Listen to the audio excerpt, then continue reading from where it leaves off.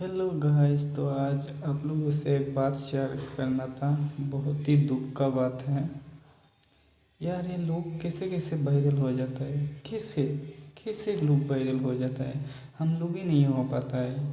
क्या इसका कारण हमारा शक्ल है? आप लोग ही बताओ। क्या हमारा माथा मोटा है? क्या हमारा दो आँख नहीं है? क्या हमारा गाल नहीं है? तो हम लोग भी वायरल नहीं हो पाता है। लोग कैसा भी कंटेंट डाल ले, उसका रील देखो मिलियंस पे मिलियंस, मिलियंस पे मिलियंस व्यूज से।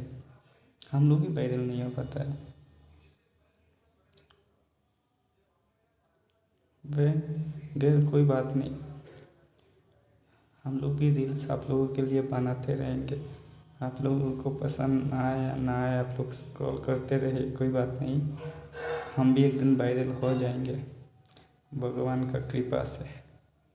Thank you, bye, love you.